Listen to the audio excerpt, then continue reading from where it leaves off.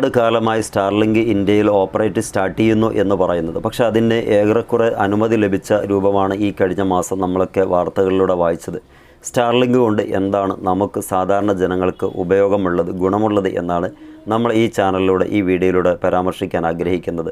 നമുക്കറിയാം, നിലവിൽ ഒരു മാസം ഇൻ്റർനെറ്റ് 4G സ്പീഡിൽ ഉപയോഗിക്കണമെങ്കിൽ 300-400 രൂപ പ്രതിമാസ കണക്കനുസരിച്ച് കൊടുക്കണം. അഥവാ 3 മാസത്തേക്ക് 900 രൂപ, അതല്ല 86 ദിവസത്തേക്ക് 900 രൂപയോ 950 രൂപയോ കൊടുക്കേണ്ട ഒരു സ്ഥിതിവിശേഷത്തിൽ നിന്ന് സാധാരണ ജനങ്ങൾക്ക്, സാമ്പത്തികമായിട്ട് പിന്നോട്ട് നിൽക്കുന്ന ആളുകൾക്ക് പോലും 100 രൂപക്ക് 300 GB ഉപയോഗിക്കാൻ പറ്റുന്ന രൂപത്തിലേക്ക് എത്തിയാൽ എങ്ങനെ ഉണ്ടാകും?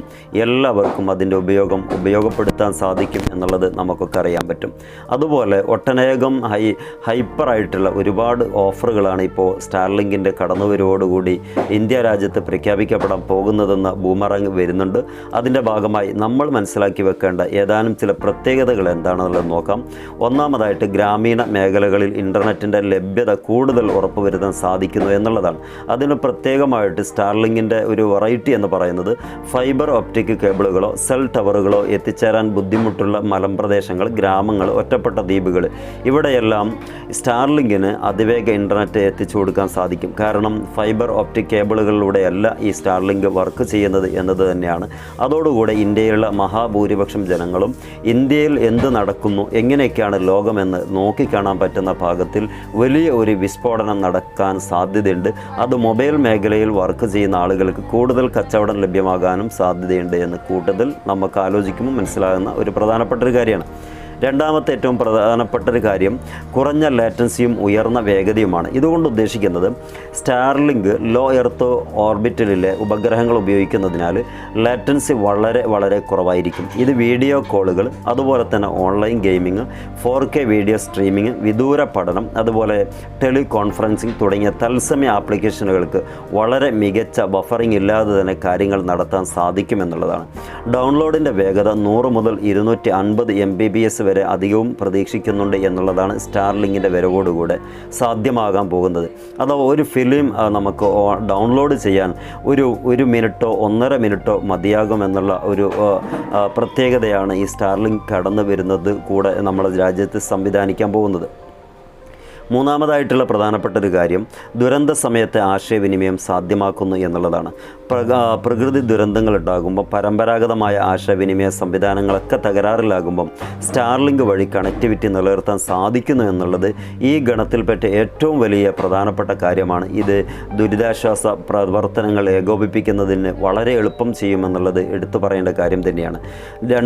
നെക്സ്റ്റ് വലിയ ഒരു ഓപ്പർച്യൂണിറ്റി എന്ന് പറയുന്നത് ഡിജിറ്റൽ സാക്ഷരതയും വികസനവുമാണ്. ഗ്രാമീണ വിദ്യാർത്ഥികൾക്ക് ഓൺലൈൻ വിദ്യാഭ്യാസം നേടാൻ ഇതിലൂടെ സാധിക്കുന്നു. ടെലിമെഡിസിൻ വഴി വിദൂര പ്രദേശങ്ങളിൽ ആരോഗ്യ സേവനങ്ങൾ എത്തിക്കാനും സ്റ്റാർലിങ്ക് സഹായിക്കുന്നു എന്നുള്ളതാണ്. ഇത് ഓരോ പഞ്ചായത്തുകളിലും, ഓരോ താലൂക്കുകളിലും, ഓരോ സ്കൂളുകളിലും, മറ്റുള്ള എല്ലാ ബേസിക് സ്ട്രക്ചറുകളിലും വളരെ അനായാസം കൃത്യമായി കാര്യങ്ങൾ നടത്താൻ എളുപ്പത്തിൽ നടത്താൻ സാധിക്കുന്നു എന്നുള്ളതാണ്. സ്ഥാപിക്കാൻ വളരെ എളുപ്പമാണ് സ്റ്റാർലിങ്കിൻ്റെ ഏറ്റവും പ്രധാനപ്പെട്ട മറ്റൊരു കാര്യം.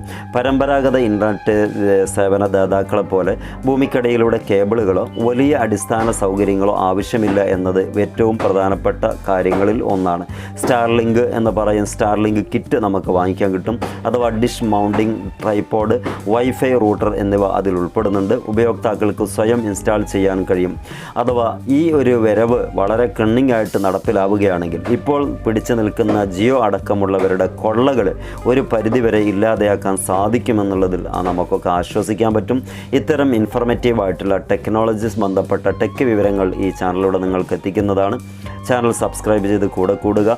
എന്നിരുന്നാലും നമ്മുടെ ആ കാഴ്ചപ്പാടനുസരിച്ച് മത്സരങ്ങൾ വരുമ്പോൾ അതിൻ്റെ ആകത്തുക ഉപകാരപ്പെടുന്നത് നാട്ടിലുള്ള, രാജ്യത്തുള്ള ആ ഒരു സാധാരണ പൗരന്മാരൊക്കെ ആയിരിക്കുമെന്നുള്ളത് നമുക്കൊക്കെ മനസ്സിലാക്കാൻ പറ്റും.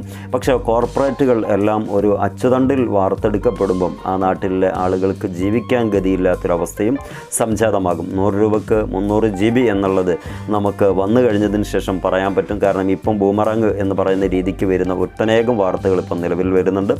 ഏത് വിശ്വസിക്കണം, ഏത് അവിശ്വസിക്കണം എന്നുള്ളത് കൃത്യമായിട്ട് അറിയില്ല. എങ്കിലും അപ്ഡേറ്റുകൾ നമ്മുടെ ചാനലുകൾ അപ്ഡേറ്റ് ചെയ്യുന്നതാണ്. എല്ലാവർക്കും നന്ദി. Wish all the best. Good bye.